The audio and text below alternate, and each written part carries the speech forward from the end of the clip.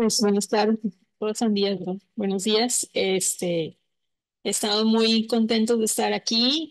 Reynosa pues siempre nos trata muy bien, porque no vivimos aquí, ¿verdad? No, venimos de visita y eh, pues aquí siempre hay gente muy amable. Yo estuve hace algunos años viniendo a trabajar aquí al materno infantil y pues conocí a gente muy valiosa, muy amable y pues me da mucho gusto regresar. Yo soy oncóloga pediatra, yo trabajo en el hospital infantil desde el 2014 y pues nos llegan niños de todo el estado, incluyendo pues la frontera. Tenemos pacientes de Reynosa, Río Bravo, Valle Hermoso, pues sobre todo de tumores sólidos que no se tratan aquí en el materno y de vez en cuando vemos pacientes de IMSS que viven allá. Bueno, yo les voy a hablar acerca del abordaje de tumores sólidos. Voy a hacer como una introducción acerca del cáncer, generalidades de cáncer, y después voy a hablar muy brevemente de los tumores infantiles más frecuentes. Bueno, primero vamos a hablar de qué es el cáncer. Este término designa un amplio grupo de enfermedades que pueden afectar a cualquier parte del cuerpo, que son los llamados tumores malignos o neoplasias. No todos los tumores son cáncer, pero sí todos los cánceres son tumores.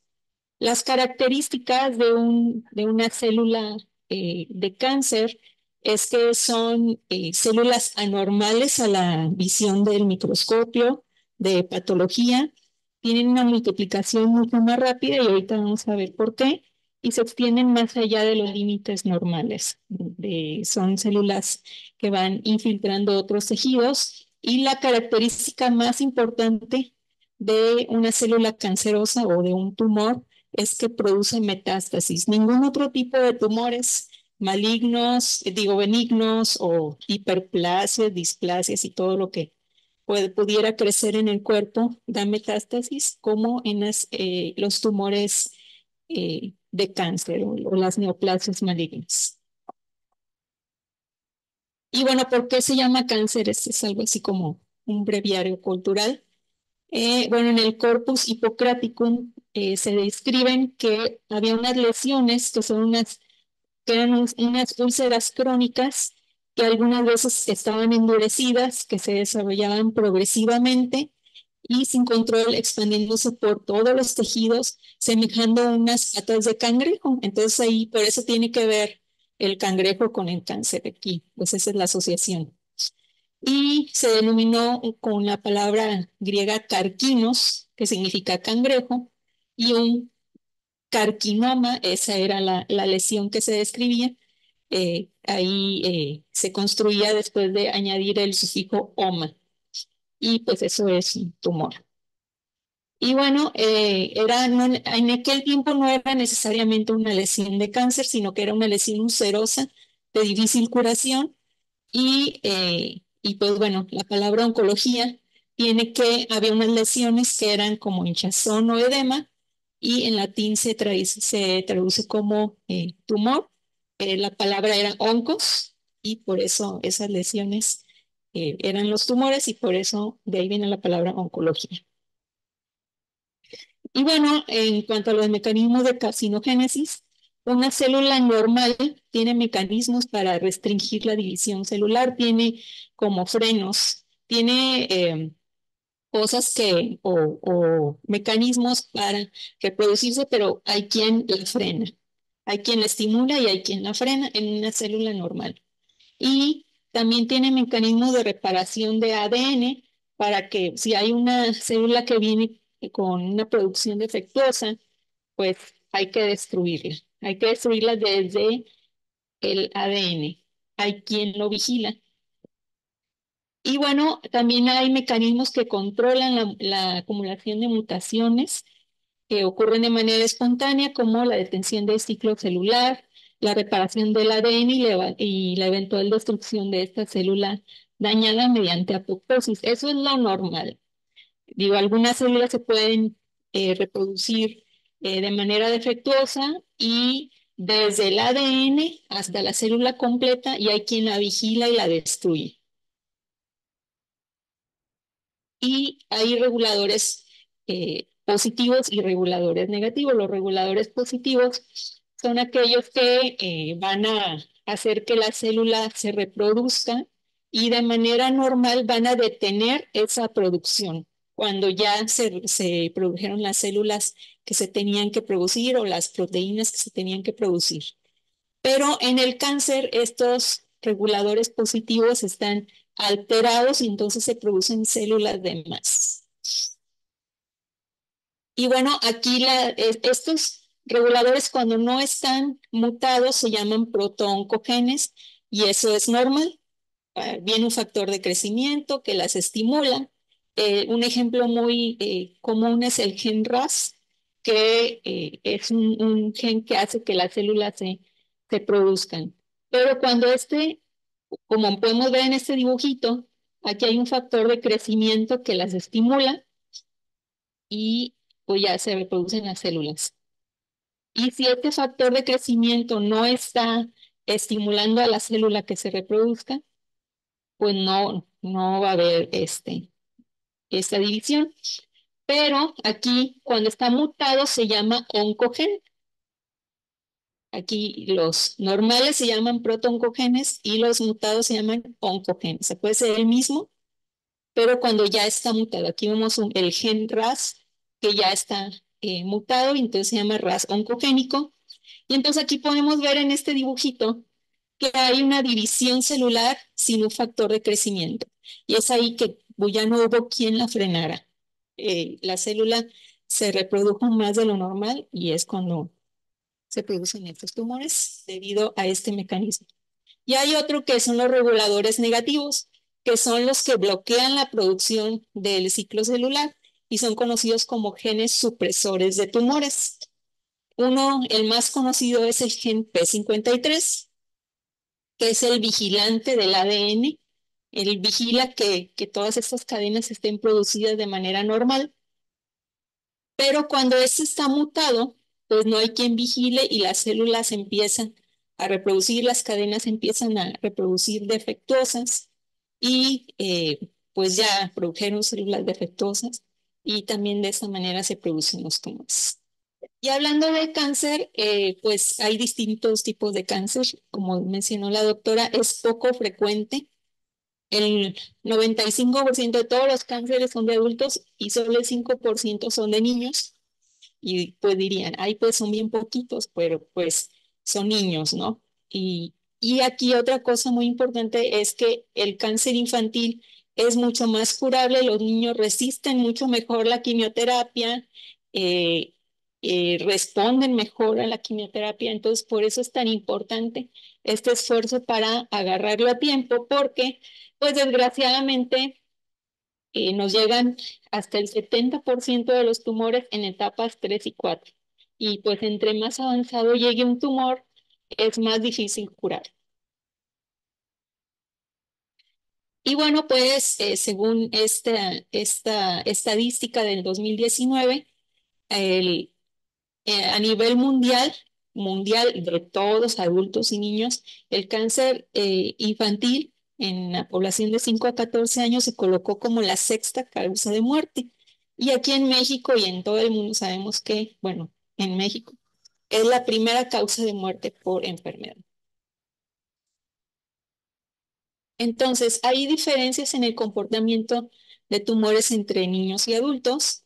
Pues primero, en los niños, hablando primero del sitio, en los niños se producen en tejidos y en los adultos se producen en órganos. El estado al diagnóstico en los niños hasta el 80% está diseminado y en los adultos es local o regional. Y ustedes dirían, ¿por qué? Bueno, es que el tipo de tumores que les dan a los adultos, no a todos, pero en una buena parte, es de crecimiento mucho más lento que el que le da a los niños. Por eso a veces a los adultos se les puede agarrar a tiempo, más frecuentemente que en los niños. La detección en los niños generalmente es accidental porque los síntomas iniciales se pueden asemejar mucho a otras enfermedades comunes y por eso es el retraso en el diagnóstico.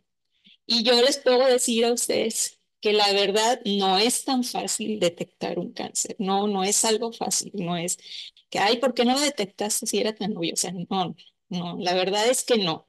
La verdad es que es un reto. Entonces, pero para detectarlo, pues nosotros siempre tenemos que tener en la mente que pudiera ser un cáncer, que existe la posibilidad y pues buscarlo. ¿No? Que si es fiebre, que si el paciente tiene fiebre, pues hay muchas causas mucho más frecuentes de fiebre, pero pues sí tenemos que darle seguimiento al paciente. Seguimiento es la clave para que no se nos vaya un diagnóstico. Y bueno, el tamizaje, prácticamente ningún tumor infantil tiene un tamizaje, solo el retinoblastoma siendo el reflejo rojo, pero no existe un tamizaje para una detección temprana de un tumor infantil. Y en los adultos sí hay algunos tumores que sí tienen un tamizaje, que el cáncer de mama, pues mamografía, que el cáncer cervicuterino con el Papa Nicolau, etcétera, pero en los niños no existe ese tamizaje. Entonces, pues hay menos probabilidades de una detección temprana. La respuesta aquí es la buena noticia. La mayoría de esos tumores en los niños responde a quimioterapia, a diferencia de los adultos. Y en los adultos, pues ahí se suma el hecho de que pues las quimioterapias se intoxican más en ellos porque pues ya tienen algunas enfermedades crónico-degenerativas, etcétera, y eso pues entorpece mucho más la tolerancia al tratamiento. La prevención del cáncer es improbable. El cáncer en los niños no se puede prevenir. Hay campañas para prevención de cáncer cervicuterino, para prevención de cáncer pulmonar, para prevención de cáncer X, otro en los adultos. Pero en los niños no hay manera de prevenir. La única herramienta que tenemos es la detección temprana. Y bueno, el de los adultos sí es prevenible. O sea, sí tenemos cosas que podemos hacer para prevenirlo, pero en los niños no. Y bueno, la distribución de cáncer, la mayoría o el mayor porcentaje se presentan en este grupo de edad, de 1 a 4 años hasta en un 35,1%, y ya en los otros grupos es un poco menos frecuente. Y bueno, el cáncer más frecuente, hasta en un 49%, son las leucemias. Y en los niños, pues la leucemia más frecuente es la leucemia linfoblástica aguda. Y en México, la segunda causa de cáncer son los linfomas y luego en la tercera son los tumores del sistema nervioso central. A diferencia de la estadística mundial que hay, en segundo y tercer lugar se invierte. Y bueno, de lo que yo les voy a hablar son los tumores sólidos, estos que de aquí para abajo, ¿sí? Otros sarcomas, germinales, renales, etc. Y la doctora Brenda les va a hablar de los linfomas y tumores intracraneales. Y bueno, voy a empezar con el retinoblastoma.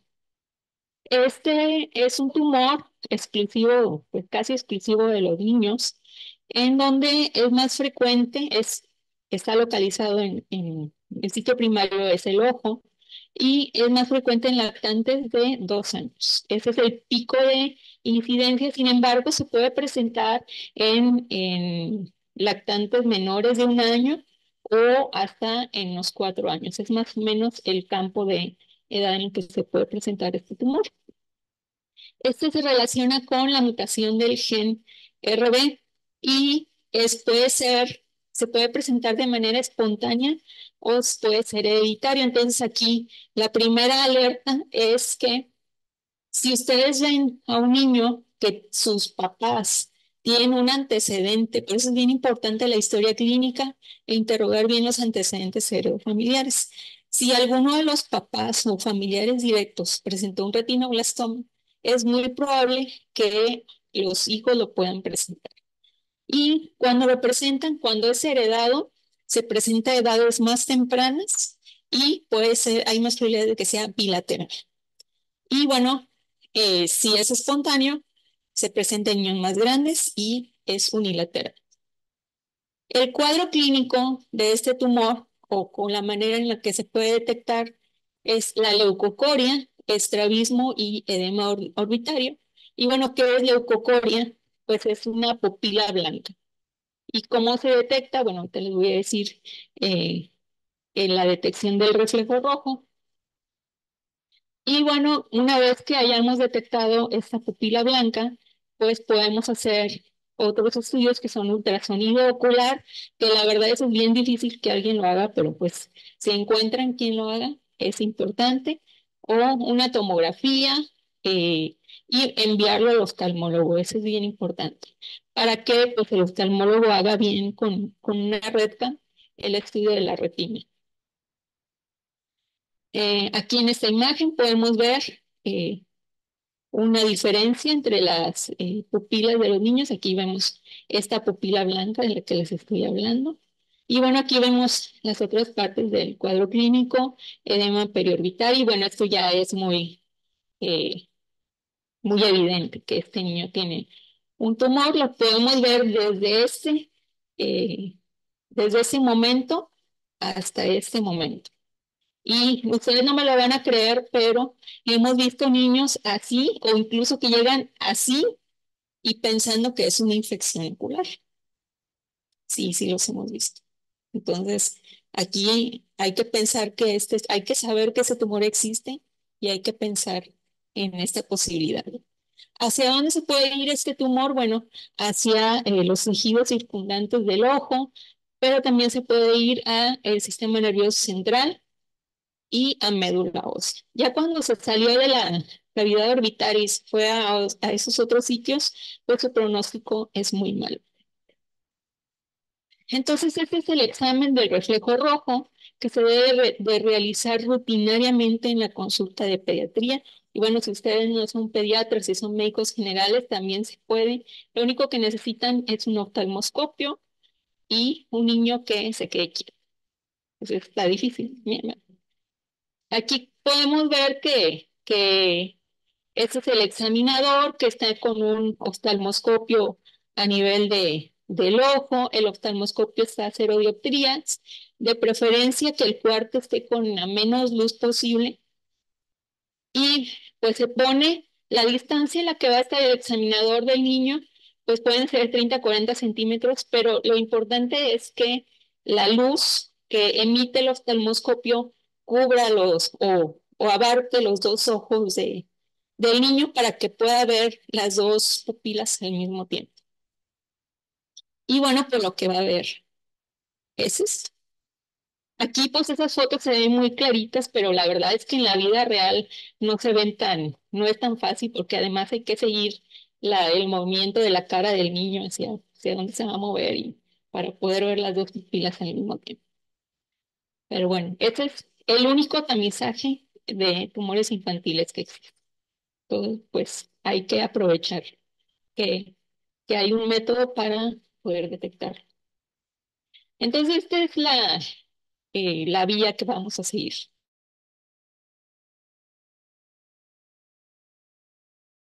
Familiar directo de retinoblastoma, ese primer foco rojo, vamos a seguirlo. Y entonces ese niño, pues hay que citarlo frecuentemente para estarle examinando sus ojos. Y cuando presenta el primer dato, pues que sea la leucocoria, o si ya lo agarramos un poco más tarde, que ya tenga estrabismo o que tenga edema orbitario, pues hay que hacer los estudios, primero por la exploración del reflejo rojo, luego otros estudios de imagen como ultrasonido, tomografía y referirlo, ¿sí? Bueno, primero referirlo al oftalmólogo, ellos para que hagan la amplificación del estudio, y ya pues normalmente ellos lo refieren a tercer nivel. Otro tumor es el tumor de Wilms.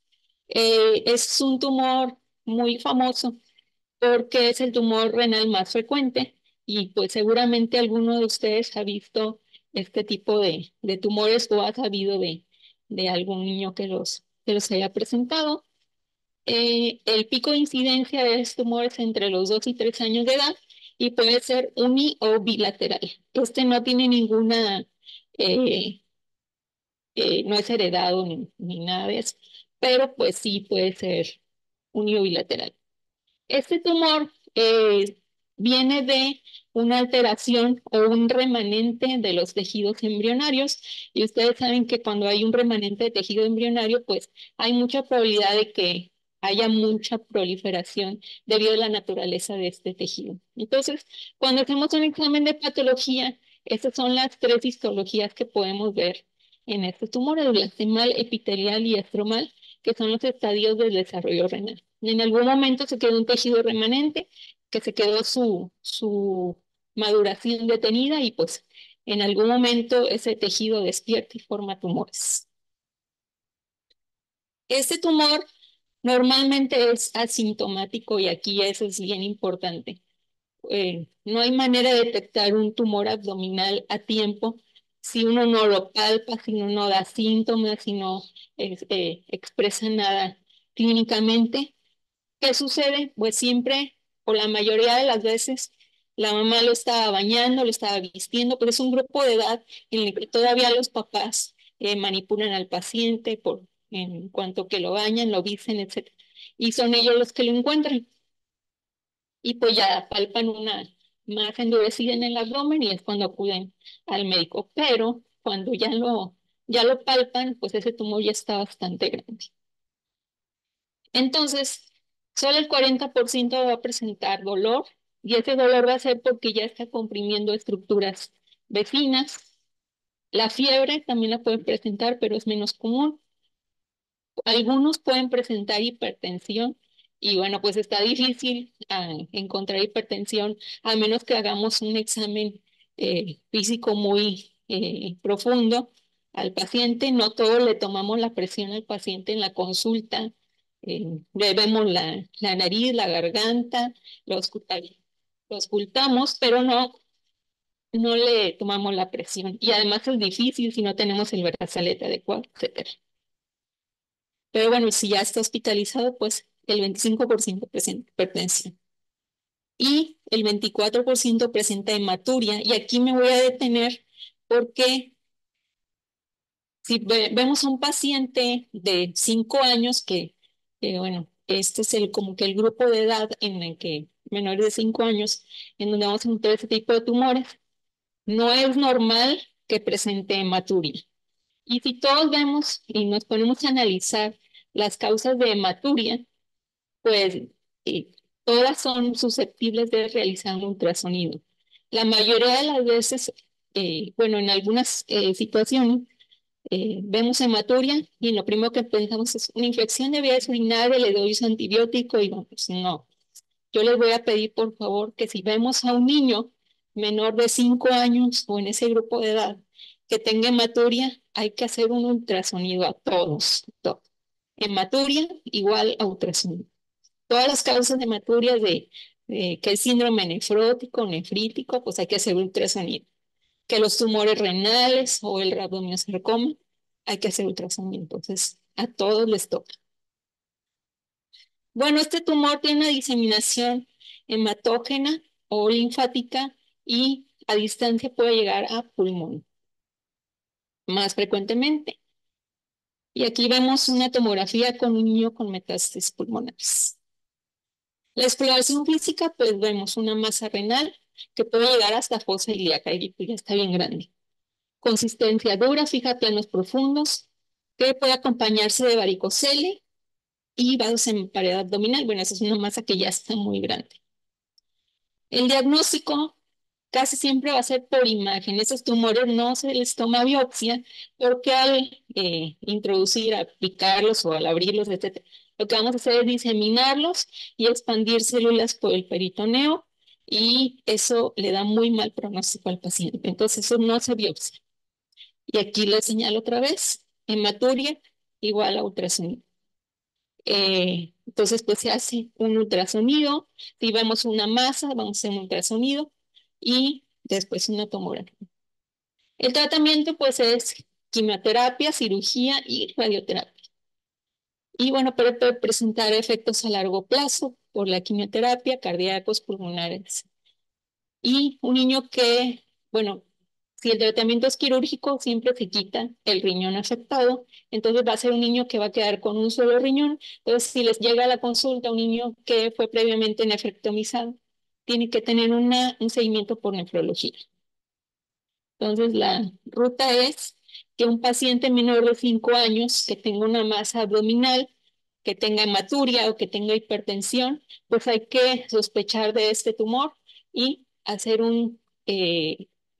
la vía de diagnóstico, un estudio de imagen, un ultrasonido abdominal de primera instancia, y si vemos que hay una masa abdominal, hacer una tomografía, siempre simple y contrastada, que no se les olvide el contraste, y pues derivar al tercer nivel. Otro tumor es el neuroblastoma y los pongo juntos porque suele ser un diagnóstico diferencial, ya que la mayoría de los neuroblastomas se presentan en la glándula suprarrenal. Entonces, podemos ver una masa a nivel en la fosa renal y pensar que puede ser un Wilms o puede ser un neuroblastoma. Sin embargo, su naturaleza y sus vías de diagnóstico son muy diferentes. Este tumor deriva de las células primordiales de la cresta neural, son las famosísimas células cromafines del sistema de los ganglios simpáticos, médula suprarrenal y otras formaciones simpáticas. En cualquiera de estos tejidos puede crecer un neuroblastoma. Este es el tumor sólido extracranial más frecuente en la edad pediátrica, con una edad promedio de presentación de 22 meses. Y ese sí tiene una amplia gama de la localización. Puede ser mediastinal, puede ser abdominal y puede ser pues a cualquier nivel en donde se presenten, ¿no?, estos ganglios simpáticos paravertebrales. Entonces, depende de su localización, va a ser los síntomas que presenta. Si es mediastinal, pues va a tener un síndrome de vena cava superior, como lo mencionó la doctora, dificultad respiratoria, disfagia, disfonía. Si está en el abdomen y si es suficientemente grande para causar síntomas, va a ser una masa que puede ser indolora o puede ya presentar náusea o vómito o un patrón restrictivo, ya cuando la masa es muy extensa. Aquí en estas imágenes podemos ver un tumor a nivel de mediastino, en donde puede estar comprimiendo la vía respiratoria, pero como estos tumores crecen a nivel paravertebral, también puede presentar un síndrome de compresión medular. Aquí podemos ver que se extiende y se puede comprimir la médula espinal. Estos tumores también pueden presentar metástasis a otros tejidos, y aquí me voy a detener porque, bueno, aquí tenemos a este niño. Aquí, bueno, este niño, ahí se movieron los círculos, pero este es un niño con una masa abdominal muy grande que pues presenta hasta la red venosa en piel y todo. Y aquí estos ojos de mapache, así se llama este signo, y eso es infiltración de células tumorales a nivel periorbital. Y hay un caso, una historia que refieren unos médicos del Hospital Infantil de México, que había un niño más o menos de esta edad que tenía estos ojos, que llegó al hospital y pues estaban hablando al DIF porque pues sospechaban de maltrato, y pues ya iba el DIF a llevárselo a los papás y todo. Y pasó pues el cirujano oncólogo y lo vio y dijo, ¿dónde está la tomografía de este niño? No, pues nadie había pensado en el Hospital Infantil de México. Nadie había pensado que podría ser un neuroblastoma, y pues ya le hicieron su TAC y sí, tiene un neuroblastoma. Entonces, aguas también con esto. Estos signos se llaman ojos de mapache, pero estos nódulos también puede presentar nódulos así de ese color en la piel y que parecen moretones, y también luego le hablan al DIF y pues es neuroblastoma. ¿Ok? También puede irse a médula ósea y causar un síndrome de falla medular que se puede asemejar a una neoplasia hematológica con pancitopenia. También a metástasis a hueso y a piel con los nódulos palpables son azulados, que parecen moretones. Y si la masa es paraespinal, como les mencionaba en la imagen pasada, aquí se ve en este esquema que hay una masa para vertebral que se mete a la médula espinal y puede causar un síndrome de compresión medular. Tengo otro ejemplo de una niña que venía de Matamoros y llegó al hospital. Esa niña pues presentó su cuadro en épocas COVID, entonces pues le dio COVID y luego presentó compresión medular con parálisis en los miembros inferiores y dijeron, este es un Guillain-Barré. Y pues la trataron como Guillain-Barré, le pusieron su inmunoglobulina y todo, y pues no mejoró nada. Y ya después dio metástasis a hueso, pero ese no se veía, nomás tenía una infiltración, no tenía todavía crecimiento en el hueso. Y esa metástasis dio crecimiento en un ganglio inguinal y hasta que creció ese ganglio, se biopsió y se diagnosticó ese neuroblastoma. Y pues ya, si no llega en ese estadio, pues ese estadio 4 pues ya, como quiera, aguantó un tratamiento de 2 años y pues ya está en el cielo. Y bueno, este tumor presenta síndromes paraneoplásicos, síndrome de Horner, síndrome de Peppers, que es, bueno, el síndrome de Horner ya todos sabemos qué es, miosis, tosis y anhidrosis.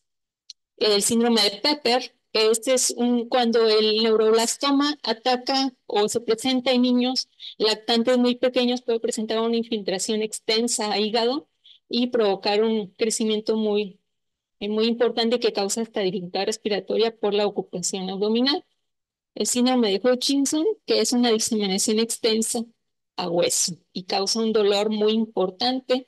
El síndrome de Kerner-Morrison, que es diarrea osmótica, con secreción de síndrome de, del péptido intestinal vasoactivo. Y este también que es oxoclono y mioclono, que es un niño que se está moviendo la cabeza y los ojos constantemente. Esos son síndromes paraneoplásicos. El diagnóstico diferencial, por eso lo menciono, porque hay que hacer diagnóstico diferencial de esos síndromes paraneoplásicos con otras situaciones como diarrea crónica, hidronefrosis, osteomielitis y otras neoplasias, como le decía, el tumor de Willis. El hepatoblastoma también por la infiltración hepática y leucemia linfoblástica aguda por la infiltración a médula ósea. El diagnóstico, bueno, es que si se biopsia, pueden biopsiar el tumor primario o pueden biopsiar cualquier ganglio que esté infiltrado. Hay otro método de diagnóstico antes de una biopsia, o que se puede hacer antes de una biopsia. Este es uno de los pocos tumores que nos da marcadores tumorales y el que hay que buscar es el ácido homovanílico y vanilmandélico. Eso se hace en orina de 24 horas. Si tenemos sospecha de este tumor. Pues diagnóstico por imagen, tomografía de tórax y abdomen. Cuando tengamos el tumor en una localización, pues siempre hay que buscar diseminación hacia otra dirección. Si es suprarrenal, pues hay que hacer una tomografía de tórax también como extensión. También un gamagrama con metallobensilguanidina y un ultrasonido, también un PET-CT y una biopsia de médula por la extensión medulosa. Aquí este ejemplo es un PET-CT y pues esto, la importancia de este es que este nos da un escaneo total para saber todos los sitios de infiltración. Y el tratamiento pues es quimioterapia, cirugía y radioterapia. Y bueno, también se puede consolidar con trasplante autólogo y pues el éxito del tratamiento es que sea un tumor resecable y que haya quien pueda resecar. Si un tumor no se puede resecar, pues va a ser muy difícil que este niño se cure. Y bueno, la ruta es un niño de este grupo de edad, menor de 5 años, con una masa abdominal o con algún dato clínico de metástasis de los que ya les mencioné, o que tenga un dato de síndrome paraneoplásico o que tenga un dolor de espalda no justificado, porque, bueno, como mencionó la doctora, el sitio de cuando hay compresión medular, hay un tumor a ese nivel de la médula espinal y que puede aumentar la intensidad. Entonces, un dolor que se va a presentar ahí. O que tenga pérdida de fuerza en miembros inferiores, ya cuando hay una compresión medular establecida, o que tenga proptosis e infiltración ocular, o nódulos subcutáneos como los que ya les mencioné. Bueno, cualquier niño que tenga alguno de esos datos, pues puede tener sospecha de este neuroblastoma y pues hay que hacer estudios de imagen, ultrasonido, tomografía y marcadores tumorales como el ácido mononílico y manilmandénico en orina de 24 horas y referir a tercer nivel. El siguiente tumor son los tumores germinales. Estos tumores pueden ser gonadales y extragonadales, son tumores que se presentan en tejidos germinales que son o pues ovario y testículo, pero también pueden presentar a nivel extragonadal. ¿Y dónde se van a presentar? Pues en cualquier sitio, si recuerdan, en las clases de medicina, las células germinales migraban desde el tercer ventrículo, que es donde estaba la ovis y el hipotálamo, esas células migran en el desarrollo embrionario, pues por toda la línea media, hasta llegar a las gónadas.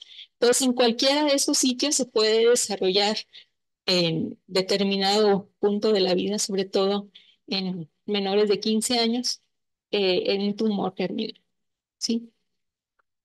Entonces, estos tumores, los gonadales, se van a presentar en ovario y testículo y pueden presentarse en dos picos de edad, en lactantes y en adolescentes. Y cuando se presentan en lactantes, pues solo van a ser tumores testiculares, no hay tumores ováricos en lactantes.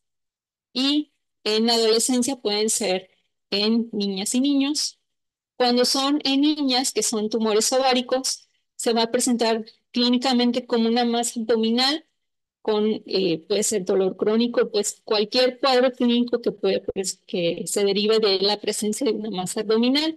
Esos tumores pueden crecer mucho, mucho, mucho y no darnos cuenta por pues toda la extensión o toda la capacidad que tiene la cavidad abdominal de albergar un tumor de cualquier tamaño. Pero ya cuando crece, entonces es cuando va a causar dolor, náusea, vómito, pérdida de peso, anorexia, debilidad, por efecto de más. Y bueno, en los niños pues va a ser un tumor que se va a presentar en testículo y va a ser una masa testicular que no transilumine y puede ser pues en menores de 2 años o ya en la adolescencia. Cuando son extragonadales se pueden presentar en región sacrocoxigia, retroperitoneo, mediastino, en cuello y en cerebro, ¿sí? Entonces una amplia gama de tipos de tumores germinales. Y bueno, en estas imágenes podemos ver un tumor testicular, la imagen, el esquema de tumor testicular. En esta imagen vemos una masa torácica que es un tumor germinal, que esos también crecen y crecen y crecen bastante y no dan un cuadro clínico hasta que presentan un síndrome de.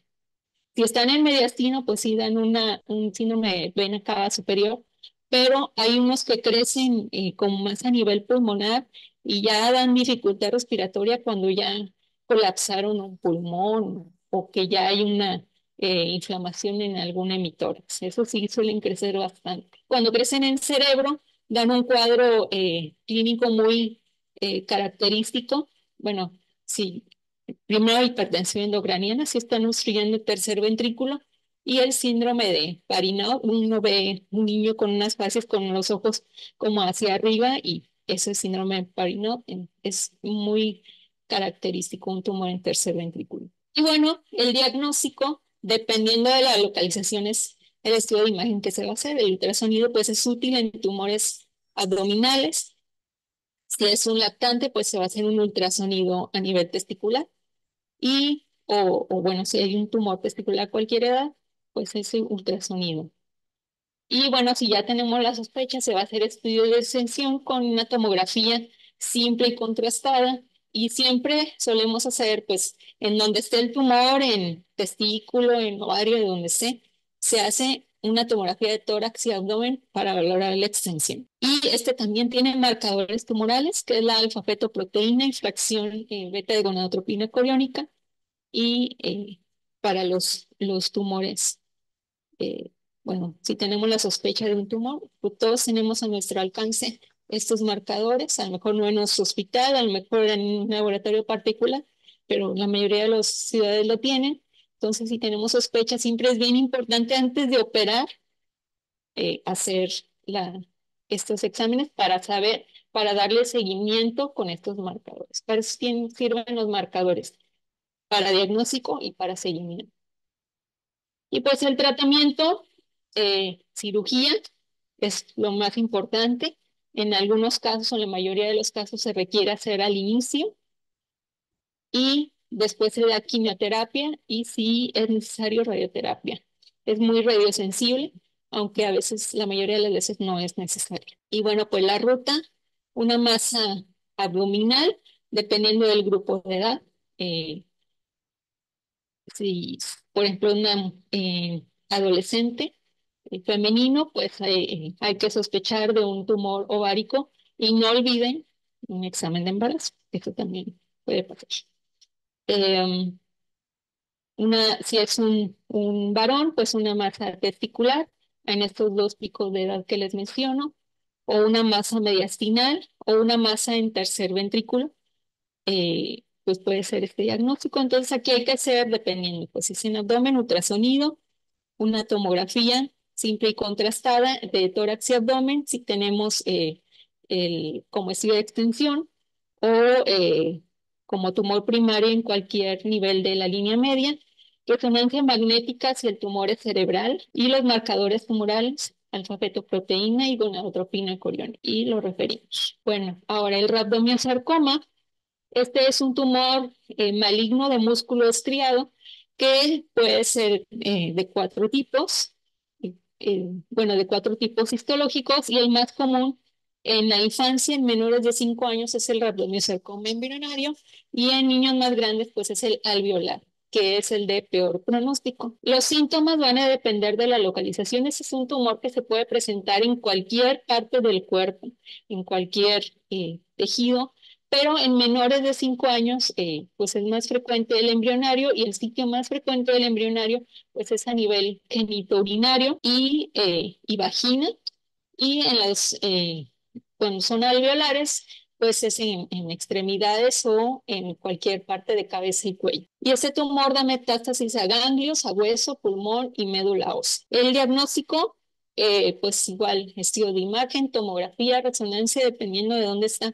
En cabeza y cuello casi siempre se prefiere una tomografía de inicio, pero para ver mejor el tumor, una resonancia, y tratamiento, pues cirugía, radioterapia y quimioterapia. Entonces, en estas imágenes podemos ver, estos son pues tumores de cabeza y cuello. Este es en senos paranasales, y este es un PET en donde podemos ver hacia dónde se extiende este tumor y que da metástasis a hueso. Entonces, la ruta en en niños menores de 5 años, si tenemos un tumor a nivel genitourinario o en vagina, eh, pues sospechar de ese tipo de tumor. Repito, este tumor puede presentar en vejiga y también puede presentar hematuria. Entonces, hematuria es igual a ultrasonido. Y si es un niño más grande, escolares y adolescentes, si tenemos masa en cabeza y cuello, o en sitios parameningios o en extremidades, y pues puede ser también este tumor. Y pues hay que hacer ultrasonido si es en abdomen, o una tomografía en cualquier otra parte de su localización, y referencia a tercer nivel. Hablando de tumores óseos, pues son tumores que se pueden presentar en cualquier parte del sistema óseo, y los más frecuentes en la edad pediátrica son el osteosarcoma y el sarcoma de Ewing. Y pues aquí vamos a hablar un poco de diferencias. Es un poco más frecuente el osteosarcoma. La edad de presentación es bien importante. El osteosarcoma se presenta en niños que inician sus picos de crecimiento. Las niñas empiezan su pico de crecimiento un poco más chiquitas que los niños, entonces en las niñas se puede presentar más en edades más pequeñas que en los niños, dependiendo del pico de crecimiento. Y el sarcoma de Ewing se puede presentar pues a cualquier edad, entre 5 y 25 años. El origen de las células en el osteosarcoma son los osteoblastos y en el sarcoma de Ewing es un tumor neuroectodérmico, entonces son células pequeñas, redondas y azules. Es un tumor embrionario. Hay diferencias moleculares. En el osteosarcoma puede haber alteraciones en el gen RB. ¿Se acuerdan del gen RB? Es el que presentaba el retinoblastoma. Entonces, niños que presentaron retinoblastomas de pequeños pueden presentar osteosarcomas cuando sean adolescentes por mutación de este gen, si el tumor expresó esta mutación. También hay mutaciones en el gen P53. En el sarcoma de Ewing, pues hay otras alteraciones como una translocación OC22, etc. Y bueno, el cuadro clínico que presentan cualquiera de estos dos, pues va a ser dolor óseo. El dolor que presentan un tumor óseo siempre va a ser en el sitio de tumor, no es un dolor referido que el tumor está aquí y me duele en otra parte, no. Es en el sitio de donde esté creciendo el tumor.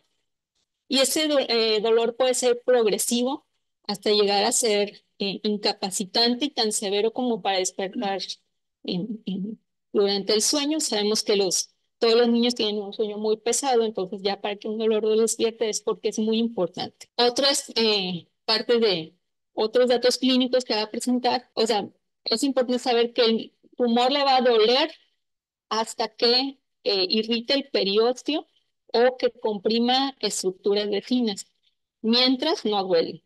Entonces, pero puede presentar fracturas patológicas y es una posibilidad de encontrar un tumor en etapas tempranas. Ya nos ha pasado, niños que tienen fracturas patológicas y que el tumor está pequeño son los que han tenido mejores resultados porque los encontramos pues en etapas iniciales, pero pues esa fractura ahora sí que lo salvó.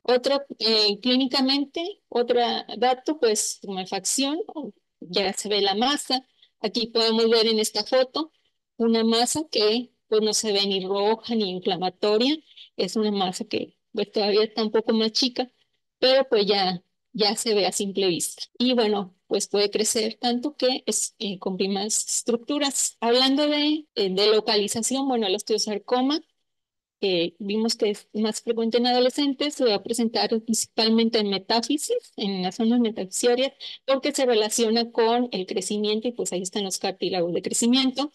Y el sarcoma de Ewing pues puede ser en cualquier edad y a nivel óseo pues se va a presentar sobre todo en las diáfisis y en el esqueleto axial. Y aquí podemos ver los sitios más frecuentes de sarcoma de Ewing, sobre todo pues el esqueleto axial. Y si es en huesos largos, pues en diáfisis. Y aquí pues tengo más fotos donde este tumor está chiquito, pero este ya está más grande. Aquí podemos ver la evolución. Este es un dato que se llama rayos de sol o imagen en rayos de sol en una rayos X simple. Y luego pues hacemos un estudio, una resonancia magnética, una tomografía, y es así como se ve. Aquí esta es una resonancia y esta es la pieza quirúrgica. Este tumor puede dar metástasis principalmente a pulmón, pues es más frecuente a otros huesos o ganglios. Yo he tenido dos pacientes que han tenido diseminación hasta el sistema nervioso central. Estas metástasis las vamos a ver en tomografías. Ya cuando se ven en una radiografía es porque pues ya miden más de 2 centímetros. Este niño pues tiene varias lesiones metastásicas en todo el tórax. Y bueno, esta imagen se las pongo, bueno, porque esta es una imagen típica de una infiltración a periósteo, de una reacción perióstica. Y aquí podemos ver una imagen lítica y blástica y donde hay una irritación, una reacción perióstica, que es cuando esta parte del periósteo se levanta como hojas de tiplaya. Eso sí, sí, esa es la reacción perióstica. Entonces, siempre que vean una radiografía, pues hay que ver, si ven una lesión, sí, pero hay que ver cómo se ve el periósteo para ver si hay esta reacción perióstica. Y lo pongo comparado con esta, que también se ve una imagen adentro del hueso, pero no se ve nada en el periósteo. El periósteo está íntegro. Entonces, este es un tumor óseo, sí, pero benigno. Este no es un tumor óseo maligno. Entonces, es importante siempre vemos esta lesión, nos asustamos, sí, pero siempre hay que ver el periósteo. Todas las dos se operan, las dos hay que biopsiar. Siempre que veamos una lesión ósea, hay que biopsiar. Aunque se vea así, tenemos que biopsiar. Y bueno, pues la ruta va a ser que tengamos un dolor óseo unifocal, si este es progresivo, que tengamos una fractura patológica, que tengamos un aumento de volumen en alguna región, que tenga de extremidades, de huesos largos, un paciente adolescente con una masa en región metafisiaria, o un paciente de cualquier edad con una masa en cualquier región de diafisiaria, o datos clínicos que sugieran una presencia de una masa en el nivel de esqueleto axial, pues hay que hacer estudio de imagen. El que todos tenemos, pues es una radiografía a cualquier nivel, y pues si es de huesos largos, vamos a ver esas imágenes que les presenté anteriormente, en donde se va a ver una reacción perióstica. Entonces, pues hay que hacer tomografía de esa región para ver con más detalle si hay una afectación y hasta dónde llega esa lesión, hacia dónde se extiende a nivel de canal medular.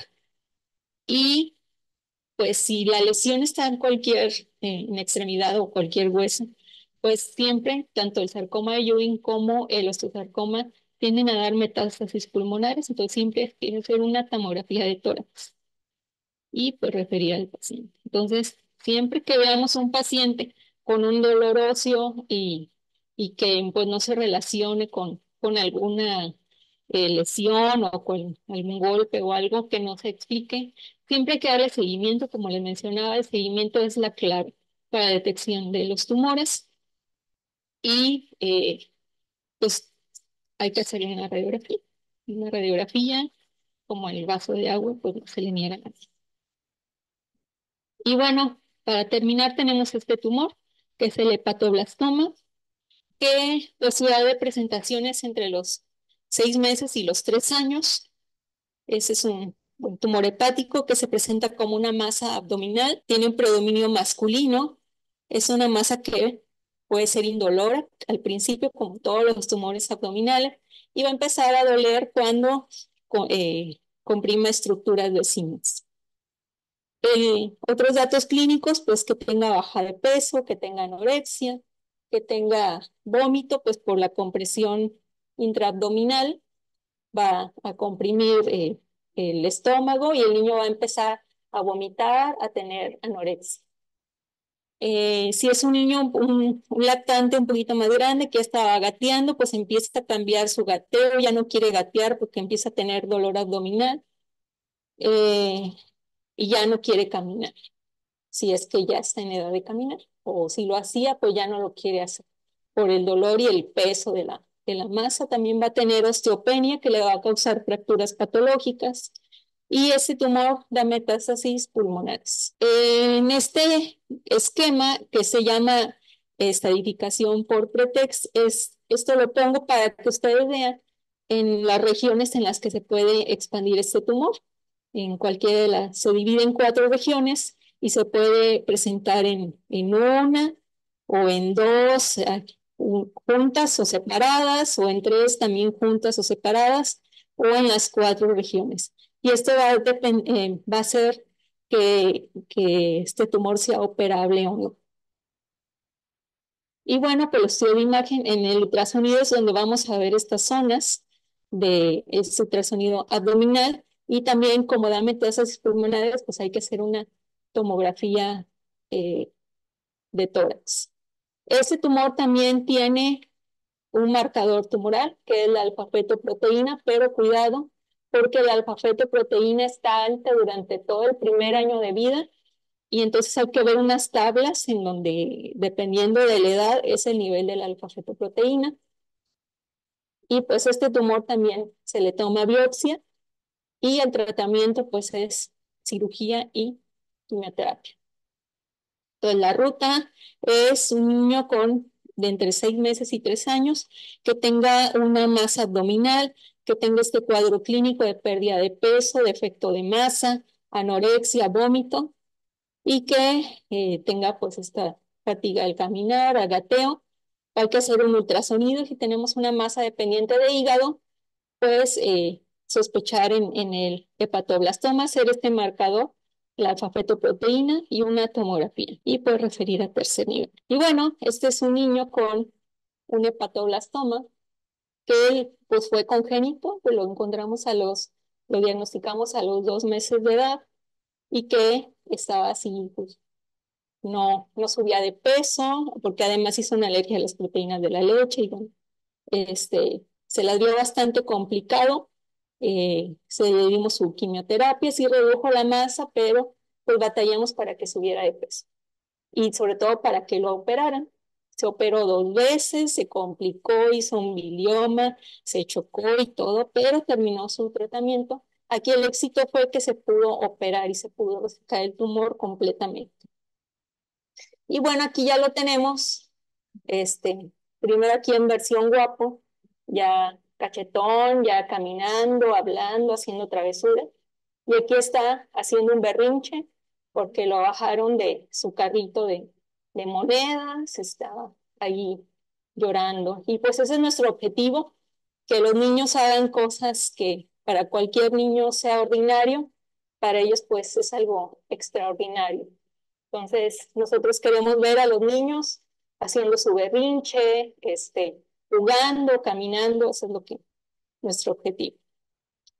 Y pues, es todo. ¿Dudas, preguntas?